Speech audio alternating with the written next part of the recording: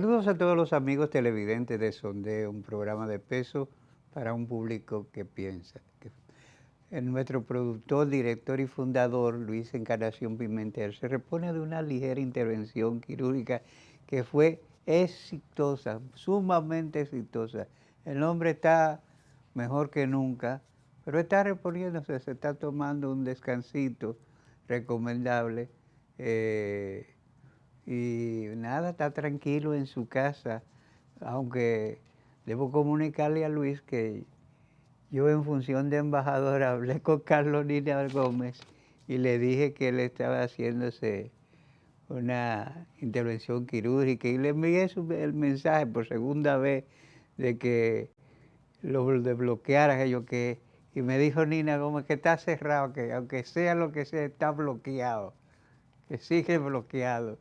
Nina Gómez sigue cerrado a banda, bloqueando el de Luis. Pero bien, tenemos una tarde de nubes grises que presagian las posibilidades de lluvia, no solamente aquí en el Distrito Nacional y en el Gran Santo Domingo, sino en otras partes del país. El COE que está haciendo su trabajo, COE es una entidad que está cumpliendo sus funciones, ha llamado a alerta 17 provincias, 13 en amarillo y 14 en verdes. Y yo creo que el COE ha estado haciendo recomendaciones muy sensatas que deben ser atendidas, porque aquí las personas no, no atendemos las recomendaciones que se nos hacen, no atendemos a las excelentes precisiones del COE y después cuando estamos en el medio del aguacero, en el medio de los inconvenientes, decimos que no fuimos advertidos, que no se fue preciso, etcétera, etcétera. No se puede pedir precisión de 100% a un organismo que está trabajando a veces con limitaciones, pero además está trabajando con el clima. En ninguna parte del mundo hay eventos climáticos que no pueden ser, y existen modernos aparatos y todo eso, pero hay eventos climáticos que tienen un componente de imprecisión que no pueden ser no se tiene un dictamen 100% sobre su curso de acción, que pueden cambiar, que todo eso. Y más en estos tiempos donde el clima acusa situaciones producto de la forma en que el ser humano ha maltratado el medio ambiente y suceden muchas eventualidades que escapan a la precisión de cálculos. Entonces, aún con esos niveles de incertidumbre, el COE ha tratado de ser lo más preciso posible, pero no puede ser 100% preciso. Entonces, nosotros no debemos descuidarnos. Cuando se nos dice que estemos en alerta, debemos estarlo. Cuando dicen que hay una situación de alerta verde, amarilla, lo que sea, debemos estar pendientes de eso. Y el COE está llamando a la atención sobre la situación. A propósito de situaciones, uno de los hechos que ha conmovido al país y se mantiene en las primeras planas y en la atención de todos los medios televisivos, radiales e incluso de la iglesia que se ha pronunciado, fue la muerte de David Carlos Abreu Quesada, un humilde chofer recogedor de basura que fue asesinado en Santiago, justamente en el Palacio de Justicia. Y fíjese la ironía, él entró al Palacio de Justicia huyéndole a la muerte por el lado por el cual entran jueces y Ministerio Público, que se supone debe estar está llamado a que haya una mayor vigilancia y todo eso. No pudo encontrar la seguridad que le evitara perder la vida. Y por demás, encontrarse con unos necios que porque tienen un celular que graba, se creen comunicadores y periodistas, que en medio de la agonía de este hombre le estaban haciendo preguntas necias y sin sentido. Pues la muerte de ese chofer sigue atrayendo la atención y hay versiones diversas. Se dice que fue mandado a asesinar por una deuda, por unos prestamistas agresivos que hay en Santiago, que tienen un sistema de cobro compulsivo que incluye quitarle la vida a los morosos negligentes para enviar una señal. Yo no sé si eso es cierto, pero se ha estado diciendo. Lo ha sostenido con un nivel dice él, de 100% de seguridad, el presidente de la supuesta Federación de Motoconchistas. Él dice que eso es así, que tiene información de primera mano. Si él tiene información de primera mano, debe enviársela al Ministerio Público, pues si existen esos supuestos prestamistas que proceden con esas disposiciones criminales y tienen a su disposición unas manadas criminales tan despiadadas como esas manadas de motoristas que persiguieron a este pobre hombre, entonces esa gente debe ser perseguida con todo el peso de la ley. Y no solamente perseguida, deben ser expuestos a la sociedad para que se conozca quiénes son. Pues puede decir que son gente de poder. ¿De poder de qué? Del poder del dinero. Esa gente tiene algún dinerillo, resultado de esas expoliaciones de préstamos compulsivos de 20% y todas esas cosas, que son simples abusadores que quizás paguen peaje, pero precisamente son sumergidas redes criminales que pervierten la sociedad. Y es precisamente ese tipo de redes criminales deben ser atacadas con más dureza, con toda la precisión y con una exposición al público que cree un ejemplo y un efecto disuasivo en otras personas que se movilizan en esos umbrales de la vida cotidiana de la pobreza, porque resulta que esa gente expolia la pobreza. Prestamistas al 20% lo ha habido antes de que naciera la República. Y de hecho, si se escribiese una biografía de familias creativas, aquí vinieron unos europeos que llegaron con una mano delante y otra atrás. Y el primer dinerito que consiguieron, empezaron a moverlo a préstamos al 20% y llegaron a prestarle hasta presidente. Y lógicamente aquí el que le presta presidente, sobre todo antes del siglo XX, podía cobrarse con inmuebles públicos. Y de hecho lo hicieron. Eso es un dato histórico que se puede encontrar en compilaciones hechas por Rodríguez de Morisi y por un libro que se llama El Pueblo Dominicano, escrito por un erudito, un investigador, un fino investigador de origen holandés, que se enamoró de República Dominicana, estuvo bastante tiempo por estos lares, tanto tiempo como para hacer una rigurosa investigación, una investigación escrupulosa sobre la sociografía del pueblo dominicano. Y él expone estas cosas con naturalidad porque esos son hechos pasados. Y hasta donde yo sé, de esa hoy prestante familia cuyo padre fundador prestaba al 20%, no estaba violando ninguna ley alguna, porque no creo que existiese en ese momento, no estoy seguro, pero no creo que existiese una ley que prohibiera el préstamo a 20%.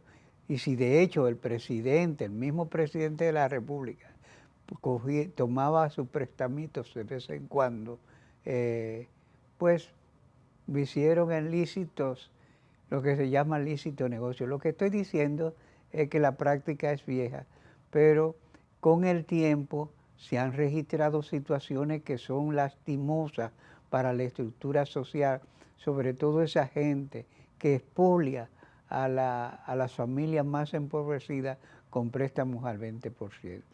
No se ha dicho, se dice que tenía una deuda. La deuda era de este chofer o de alguien relacionado con él. Todo eso debe ser expuesto con claridad al público porque lo sañoso de este crimen, la sevicia que se registró persiguiendo a ese hombre, la forma en que se le persiguió, la manera desenfadada con que fue asesinado, esos señores no puede quedar impune y no puede ser tratado como un acontecimiento más que envejece en algunas líneas de la crónica roja de algún periódico de ayer. Eso no puede ser así, eso debe ser ventilado y tratado con escrupulosidad. Porque aquí hay muchas cosas que necesitan ser ventiladas adecuadamente. Algunas cosas no se entienden. Por ejemplo, hoy el decano de la prensa nacional editorializa sobre el problema del caos del tránsito. El caos de tránsito en ciudades como el Distrito Nacional, el Gran Santo Domingo, mi patria chica Santiago, Puerto Plata, Romana, Baní, o sea, los polos demográficos más activos de la República y que ha registrado un crecimiento social, económico importante. El tránsito en ciudades como Santiago, el Gran Santo Domingo y el Distrito Nacional y Romana y Puerto Plata es un verdadero caos. Bueno, por no decir la terrena.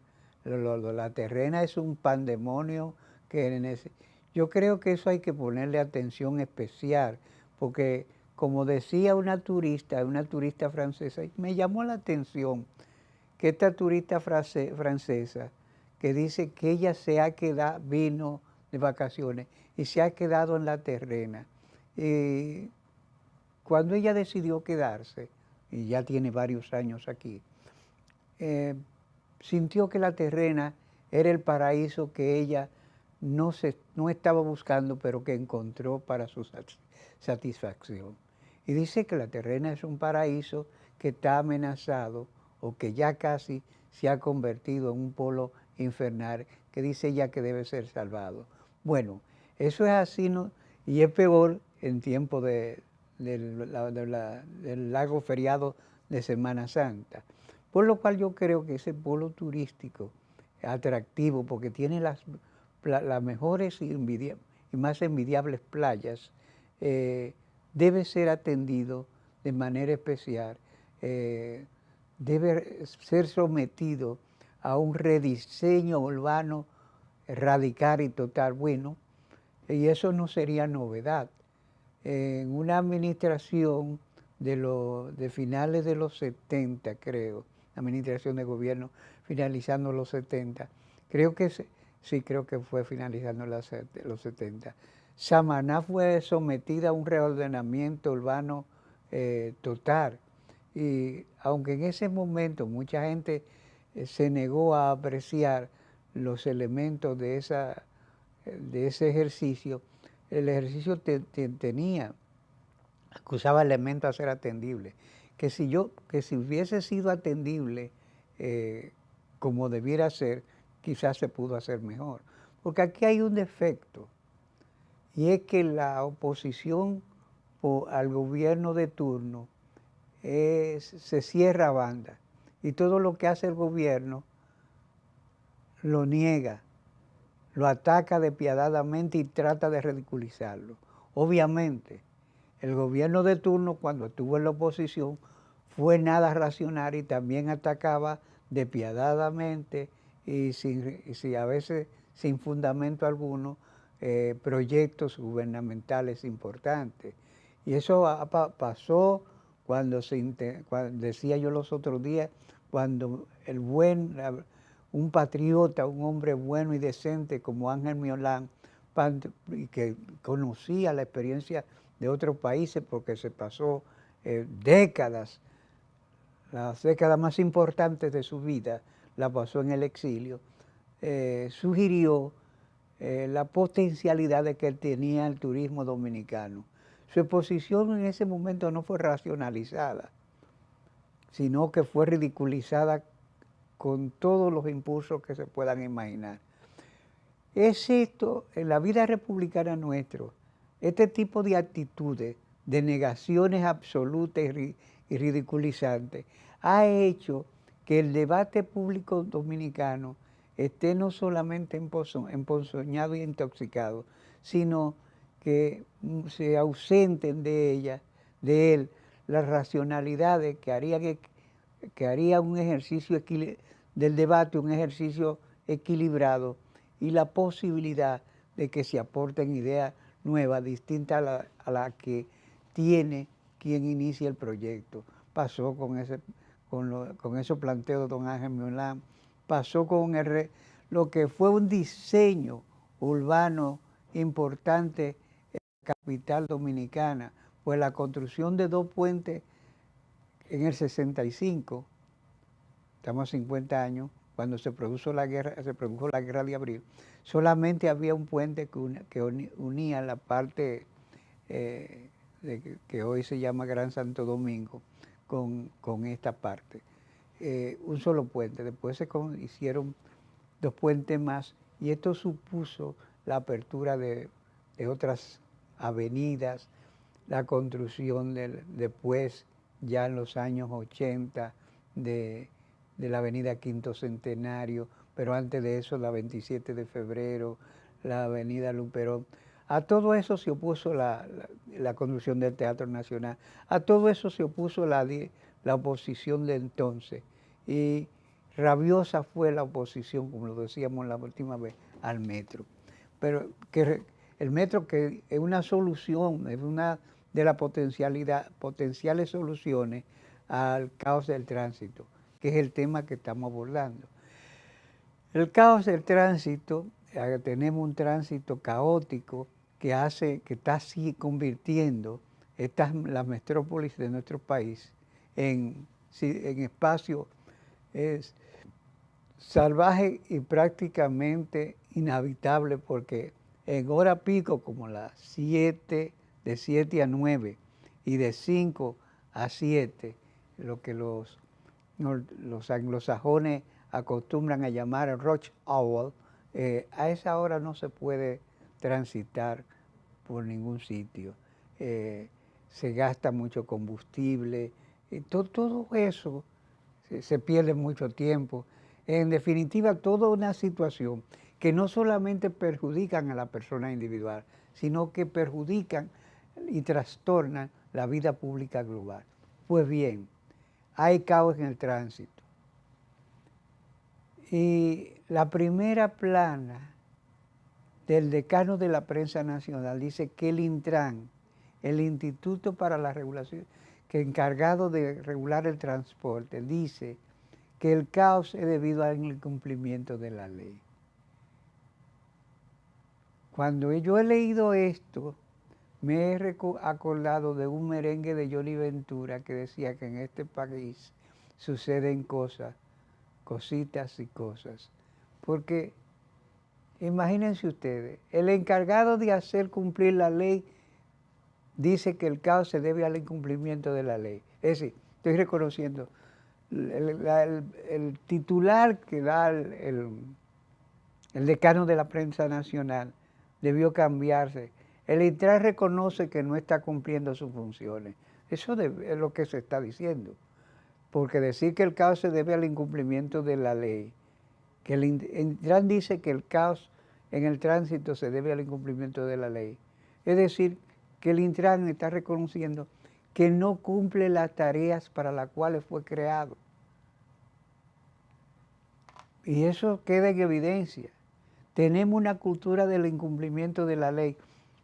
A propósito de los motoconchistas, busque todas las paradas de los motoconchistas. Están en lugares que contravienen la ley. Incluso algunas paradas están en unos lugares donde hay un letrero explícito que dice no estacionarse aquí.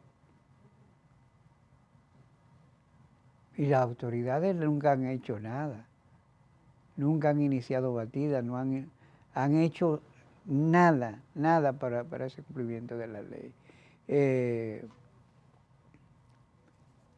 Se habla mucho del trabajo de Giuliani, de Hugo Giuliani, y el actual presidente, cuando era candidato, trajo a Hugo Giuliani, que creo que la pasó muy bien en las playas nuestras, diciendo que iba a ofrecerles unas asesorías que iban a ser vitales, por ejemplo, el combate del crimen. Él fue fiscal de los estados, del estado de Nueva York y hizo un gran papel. Pero nunca se dice que quienes le ofrecieron una plataforma para que él pudiera combatir el crimen, tanto cuando estuvo en la posición de alcalde de la ciudad de Nueva York, fue el grupo de Killian, el grupo que ha formulado la teoría de las ventanas rotas. Y precisamente apegándose al esquema de esa teoría, cuando él fue alcalde, toda la mañana, a las 7 de la mañana, la policía de tránsito de Nueva York salía con una libreta a poner multas. A poner multas sobre todo en Washington Heights, donde los grupos dominicanos ya se habían acostumbrado no solamente al doble parking, sino que ya estaban atreviéndose al triple parking. Pero no solamente se ponía multa, que se puso un tope. Cuando tú tenías 5 multas acumuladas, no solamente te incautaban el vehículo, sino que salían a buscarte y te ponían puntos en la licencia que hacía que no se te pudiera renovar la licencia. O sea, había toda una estructura de consecuencias que disuadió a muchos a seguir violando la ley en materia de tránsito, pero también en otras materias, pero el tránsito, que es caótico. Eso de pararse en lugares, por ejemplo, por el residencial donde yo habito, donde yo resido, hay un supermercado que tiene un parqueo bastante amplio,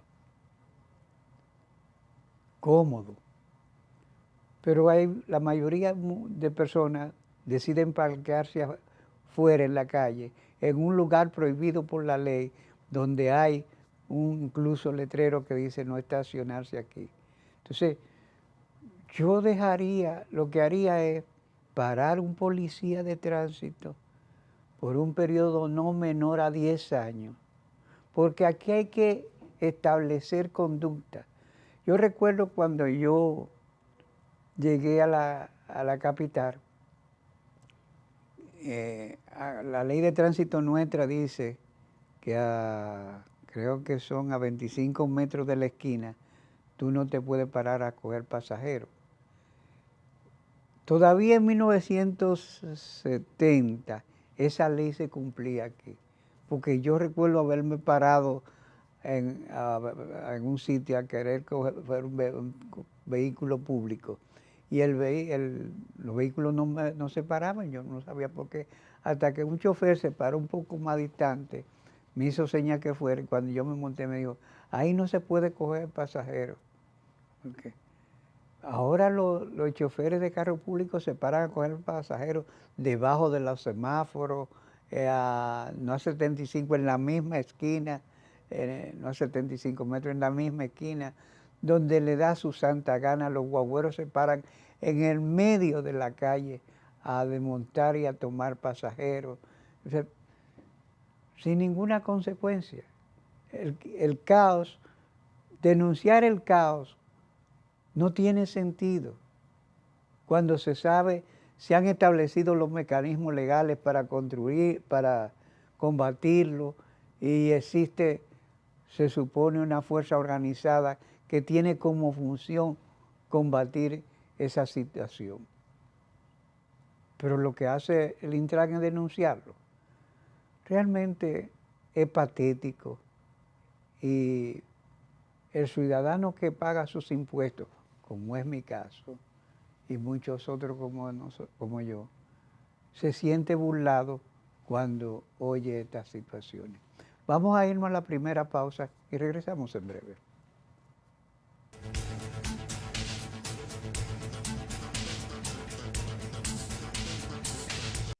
Detrás de cada logro hay esfuerzos que nadie ve, porque las grandes historias comienzan en silencio.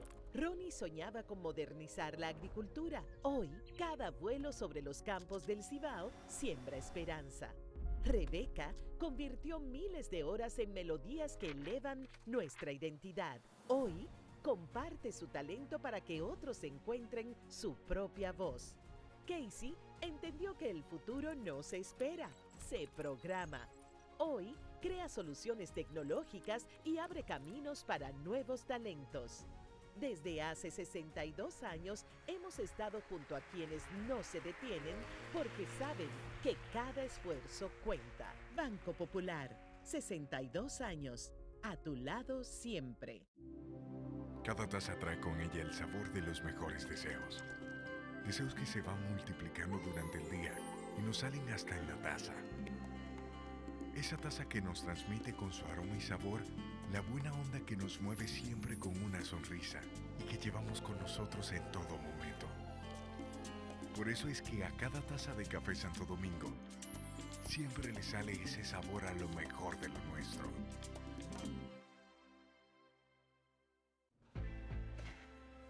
Esto es mío. Claro que yo puedo. En mi proyecto somos curiosos. Valiente, luchador y soñador. Hay que soñar en grande. Y yo sueño con lo más grande. Si hablamos de honestidad, vayan y pregunten. Porque yo soy honesta de verdad. Nunca dejo de pensar en lo demás. Así soy yo. Así soy. Porque yo soy de aquí. De aquí. Y por eso, yo soy invencible. Cuando los dominicanos creemos en nosotros mismos, somos invencibles. Lo sabemos porque somos Banreservas, el banco de todos los dominicanos.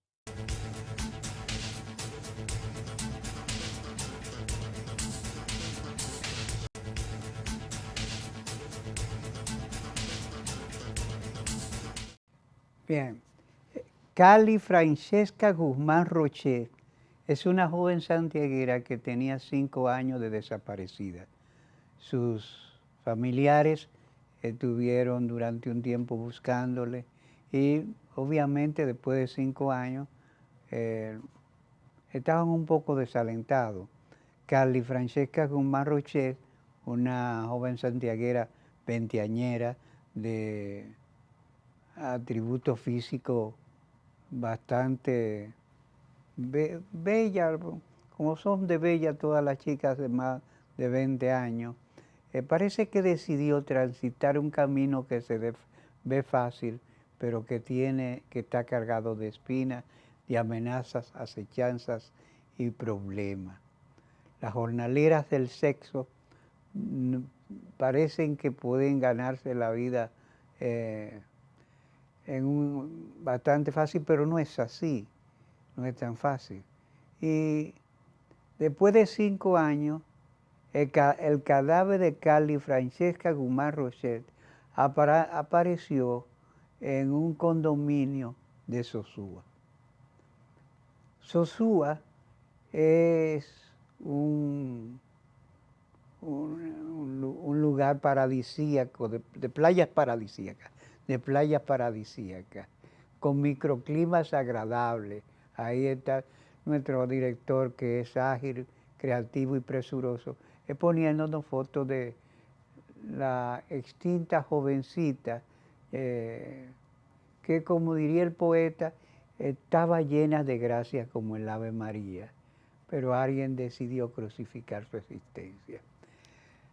Y decía que Sosúa es un espacio de playas paradisíacas, de un microclima agradable, y todo una belleza de elementos. Y en Sosúa se han establecido muchas familias extranjeras.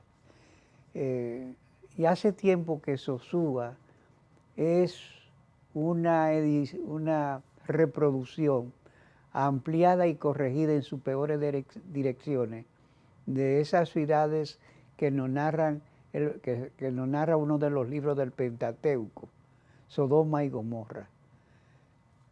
Sosúa se ha convertido en una Sodoma y Gomorra, un lugar de perversiones terribles, un infierno de perversiones.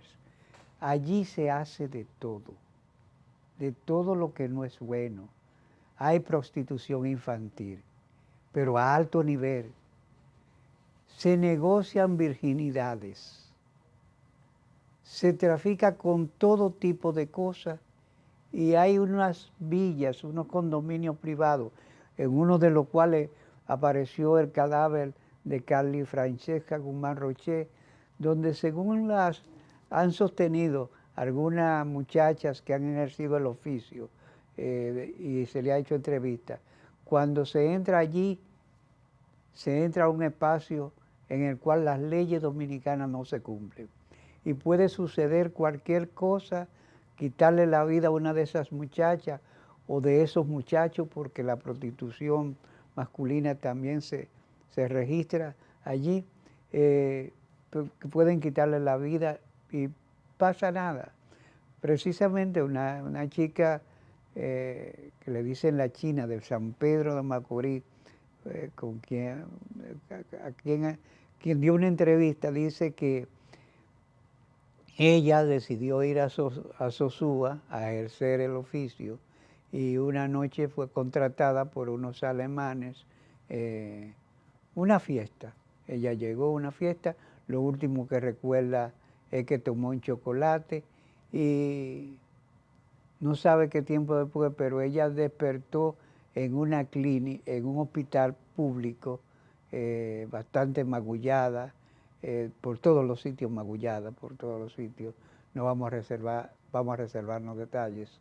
Que dicen que la habían encontrado en la playa y que tenía 3 días en estado 5 o 6 días en estado comatoso. Le habían hecho de todo y pico. Salvó la vida milagrosamente. Parece que como no estaba muerta, casi moribunda, la tiraron en una playa. Algún caminante tempranero la vio y llamó al hospital y el hospital la recogieron, la trataron. Lógicamente ya salió huyendo de ahí y está en San Pedro de Macorís. Bueno, pero lo que quiero decir que la historia de Sosúa y lo que pasa en Sosúa es conocido por las autoridades. Hay escándalos de todo tipo, desde vendetta por causa de droga, frecuentes casos de muchachas y muchachos que desaparecen. Insisto, la prostitución infantil ha tenido momentos de casi ser un hecho público y con toda impunidad. Tan es así que un municipio muy distinguido llegó a decir ante las denuncias que sobre el asunto se hacía, que si se perseguía la prostitución infantil, el turismo de Sosúa se iba a venir abajo. Y lo dijo con el desenfado de que nada iba a suceder y nada sucedió, efectivamente. Y la aparición del cadáver de esta joven con 5 años de haber sido muerta, porque meter el cadáver en un sitio cerca de una piscina y que apareció 5 años después, se le hicieron la prueba de ADN y se determinó que era Carly Francesca Guzmán Roché, pero el asunto no va a pasar, no va a pasar de ahí, lamentablemente.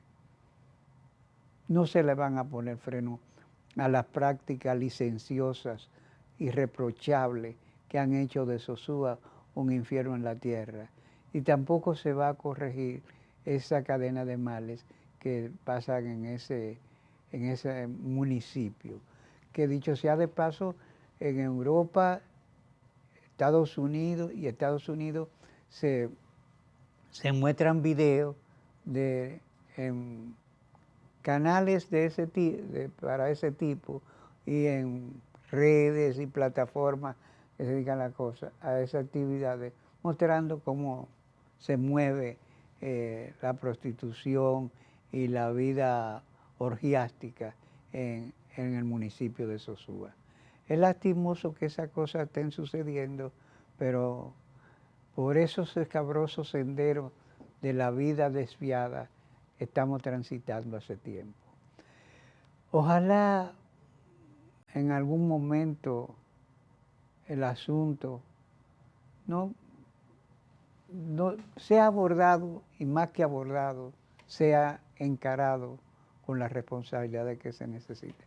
A propósito de encarar asuntos con las responsabilidades que se necesitan, ayer la Comisión de Funcionario Público que ya visitó a los 3 expresidentes y que ha decidido visitar a otras instancias del liderazgo nacional, estuvo en la Comisión Permanente del Episcopado conversando, porque están recogiendo opinión. Y los obispos le dijeron que ellos endosaban cualquier buen plan, fueron precisos los obispos diciendo que los planes que se diseñaran no afectaran, y lo cito textualmente, los bolsillos de los pobres. Ayer mismo también, doña Milagro Ortiz y la ministra de la Mujer criticaron a la oposición por decir que la comisión no tenía planes, que el gobierno no tiene planes para encarar las eventuales emergencias que resulten del conflicto en el Golfo Pérsico. Y la censuraron porque, dice doña Milagro, doña Milagro fue la de la idea de que se está haciendo un nuevo tipo de política, que se están encarando las cosas con nuevos métodos, de acuerdo a los tiempos, que ya no eran que los PLDistas y esos grupos imponían las cosas y que no, que este es un gobierno abierto. Esa es una respuesta patética. Que la respuesta haya sido dada en el sitio que se dieron, que fue la funeraria Blandino, nos dice a nosotros que muchas cosas se mueren, porque ese tipo de argumentos que en los barrios le llaman patadas de ahogado, no era lo que daba una señora como doña Milagro Ortiz, de ideas brillantes, una político que no acudía a agarrarse de un clavo al diente para salir del paso, porque tanto ella como la ministra de la Mujer lo que hicieron fue agarrarse al primer clavo al diente para salir del paso. Señores, el gobierno no está para escuchar planes, el gobierno está para tomar decisiones, planificar. La planificación estratégica es una de las principales funciones del Ejecutivo. Búsquense los periódicos y la plataforma europea. La mayoría de países europeos ya tienen planes diseñados para la eventualidad de esa emergencia que deriven de este conflicto de la guerra del Golfo Pérsico. Y en todos ellos, en todos esos países europeos, han incluido y decidido reforzar la seguridad ante probable ataque cibernético, almacenamiento de agua. Le han recomendado a todas las que tengan efectivo. O sea, una serie de recomendaciones precisas. Para eso es que están los gobiernos. No es la rama ejecutiva, esa es su función. Ellos debieron llevarle un plan para que la oposición aportara, dijera esto está bien, mira esto se puede mejorar, para que ofreciera colaboración en direcciones precisas. No andar a tontas y a ciegas. No, no es así.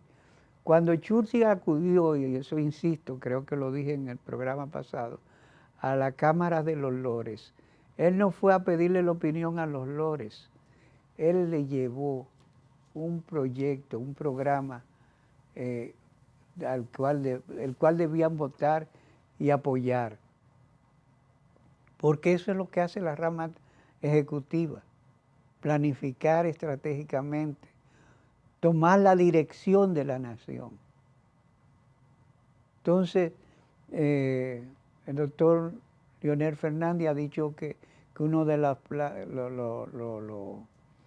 las cosas que debe hacer el gobierno sacrificarse, pero al sacrificar algunos de sus programas inútiles. Y en la estructura del gobierno hay programas inútiles, como son las nóminas a las clientelas políticas. Esas nóminas podrían ser y deberían ser eliminadas. Los recursos que se usan para banalidades y fruslerías retóricas o propagandísticas. Esos programas podrían ser reducidos por el momento. Insistimos que Andy Dauaje ha escrito un enjundioso trabajo donde hace algunas recomendaciones de lo que no se debería hacer y de lo que sí se debería hacer. ¿Qué cosa no se debería hacer? El esquema de subsidio al combustible generalizado como lo tiene el gobierno actualmente. Entonces, los gobiernos deben dejarse, no los gobiernos en este caso, los dirigentes partidarios en función de cumpliendo como funcionario público, deberían creer que responder todo lo que le tiren con la primera cosa que les ocurra, que a veces son respuestas patéticas, es lo mejor. Señora, a veces aceptar una crítica, es verdad, creo que estamos incorrectos en eso. Aceptar una crítica engrandece más que decir una cosa que a la postre no es más que una irracionalidad sin sentido.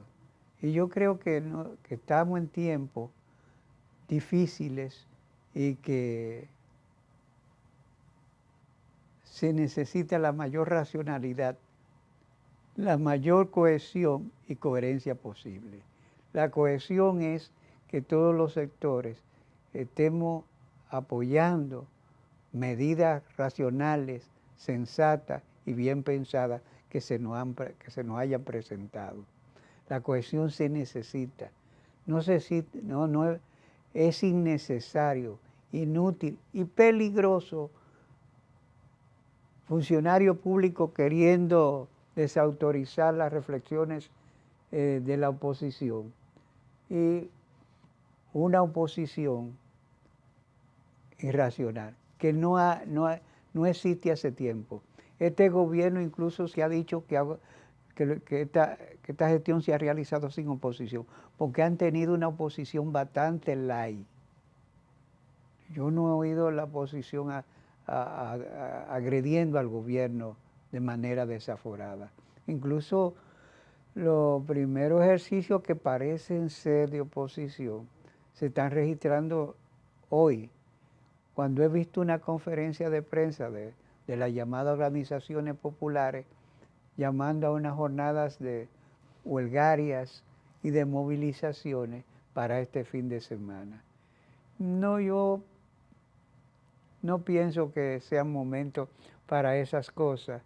Y siempre en abril, hacer esta cosa en abril que está cargado de un simbolismo problemático, no parece ser recomendable. El símbolo cumple un papel importante en la vida cotidiana. La sociología lo señala. Y el símbolo, abril, es símbolo.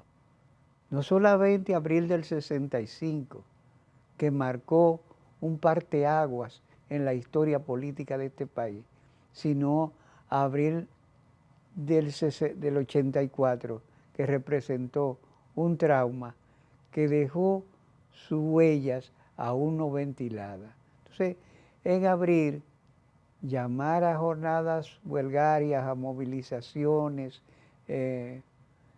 existiendo todo un clima de volatilidades, no me parece el mejor ejercicio.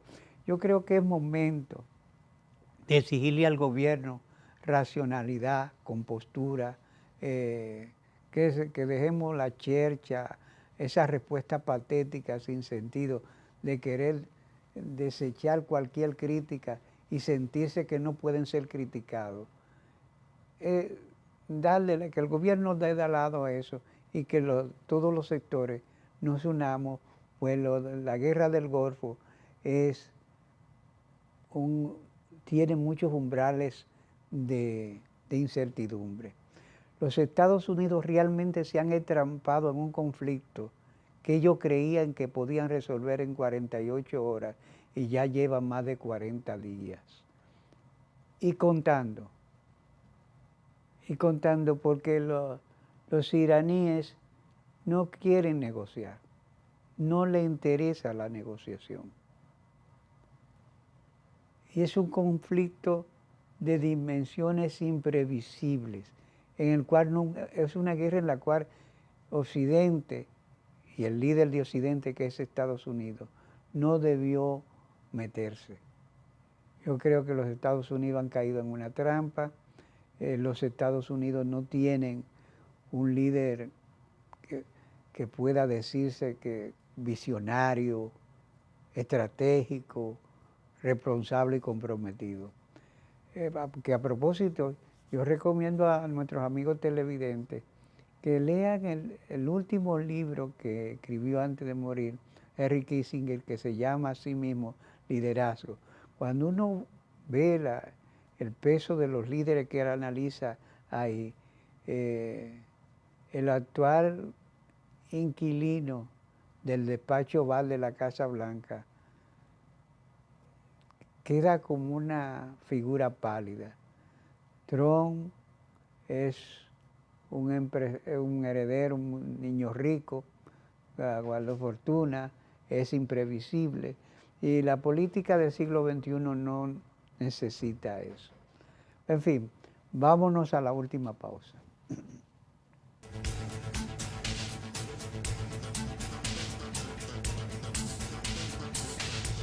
Detrás de cada logro hay esfuerzos que nadie ve, porque las grandes historias comienzan en silencio. Ronnie soñaba con modernizar la agricultura. Hoy, cada vuelo sobre los campos del Cibao siembra esperanza. Rebeca convirtió miles de horas en melodías que elevan nuestra identidad. Hoy, comparte su talento para que otros encuentren su propia voz. Casey entendió que el futuro no se espera, se programa. Hoy, crea soluciones tecnológicas y abre caminos para nuevos talentos. Desde hace 62 años hemos estado junto a quienes no se detienen porque saben que cada esfuerzo cuenta. Banco Popular, 62 años, a tu lado siempre. Cada taza trae con ella el sabor de los mejores deseos.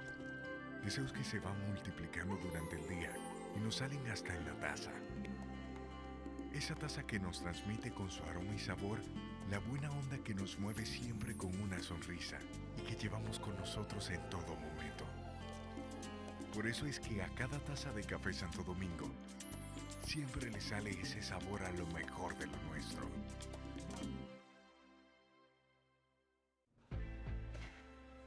Esto es mío, esto es mío. Claro que yo puedo. En mi proyecto somos curiosos. Valiente, luchador y soñador. Hay que soñar en grande. Y yo sueño con lo más grande. Si hablamos de honestidad, vayan y pregunten.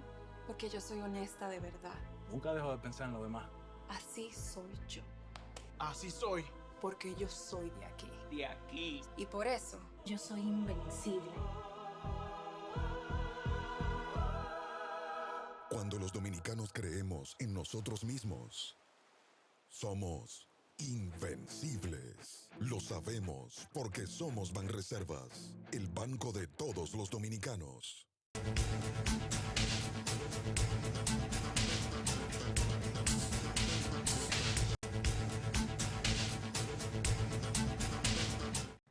La educación dominicana desde hace tiempo viene siendo sometida a críticas necesarias. Pocas se hacen.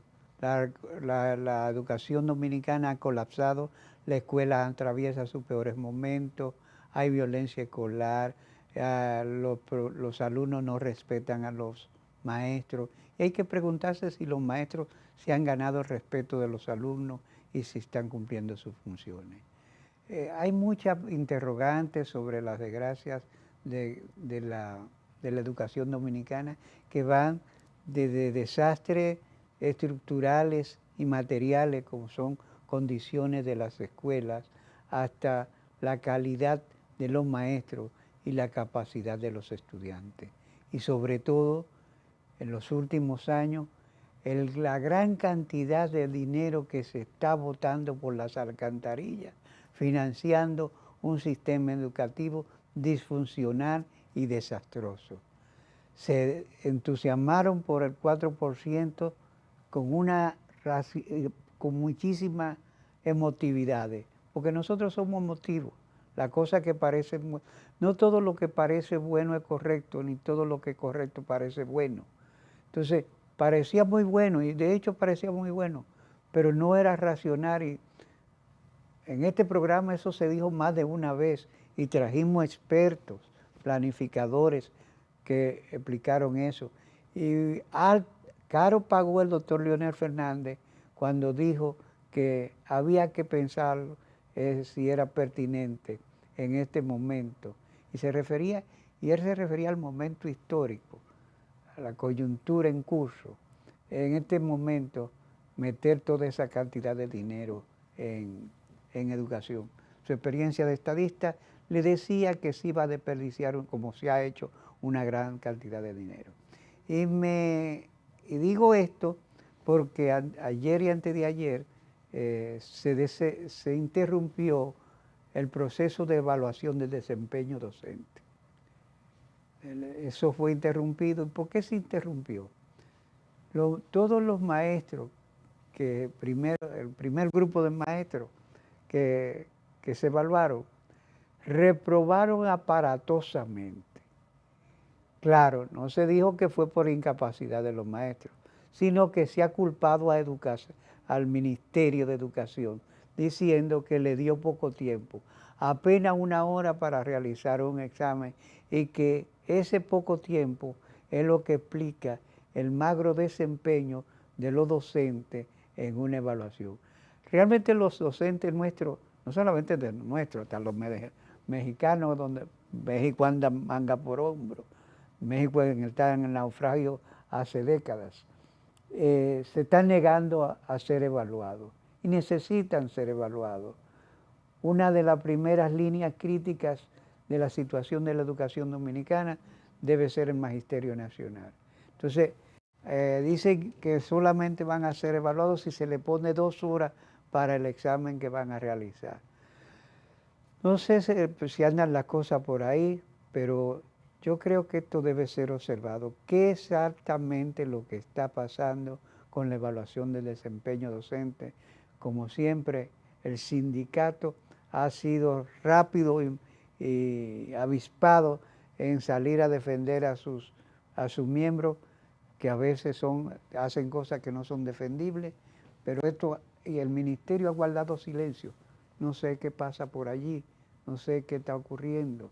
Entonces, yo creo que se necesita la voz del ministerio explicando qué fue lo que ocurrió en esa evaluación del desempeño docente. Y no queremos terminar el programa sin referirnos a una situación que se está registrando en El Salvador. No soy simpatizante de Nayib Bukele, pero él está haciendo algo que supongo que quedará asentado en los anales jurídicos mundiales. Ha decidido, establecido el estado de excepción, juzgar al mismo tiempo y por una variedad de crímenes diversos a más de 400 líderes de pandillas, presentes algunos y unos 13 en contumacia. Jurídicamente, este es un hecho bastante novedoso y no en sus mejores líneas de análisis. Después ponderaremos esta situación porque el tiempo, dice el director, que se nos fue. Este ha sido otra entrega más de Sondeo, un programa de peso para un público que piensa.